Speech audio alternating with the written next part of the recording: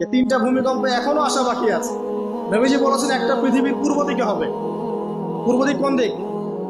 এই যে Indonesia, Malaysia, Bangladesh, Pakistan, Myanmar, আপনার শ্রীলঙ্কা, এই পুরো কন্টিনেন্ট পূর্ব দিক, পৃথিবীর পূর্ব দিক। কোন কান্ট্রি এটা তো বলা হয়নি, পূর্ব দিক বলা হয়েছে। এবং এখানে ভূমিকম্প বলা হচ্ছে না, বলা হচ্ছে ভূমি ধসে যাবে, মানে পুরো ভূমিটা নিচে চলে যাবে। এখন যারা এগুলো নিয়ে গবেষণা করেন তারাও কিন্তু সেম কথাই বলছেন, খেয়াল করে দেখেন। তারা তো বিজ্ঞান দিয়ে ব্যাখ্যা করছেন, কিন্তু হাদিসে কিন্তু এটা বলা আছে। আরেকটা হচ্ছে পৃথিবীর পশ্চিম দিকে।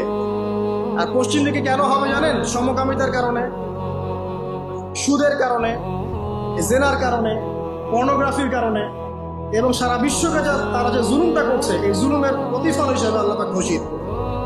এর কোনো অস্তিত্বই থাকবে না। এখন মনে হচ্ছে না যে পুরো সারা ওয়ার্ল্ডকে রুল করছে? অস্তিত্বই থাকবে, ভূমিধস।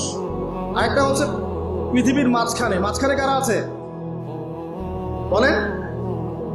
মাঝখানে আমাদের আমিরুল মুমিনিনরা আছে নাকি?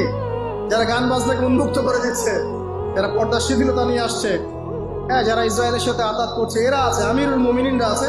তো সেখানেও একটা ফিতনা অপেক্ষা করছে, অপেক্ষা করতে থাকেন। তো এই কথাটা বলতে গিয়ে আমি এখানে এসেছি, পৃথিবীতে কিন্তু এখনো তিনটা বড় বড় ভূমিকম্প বাকি আছে।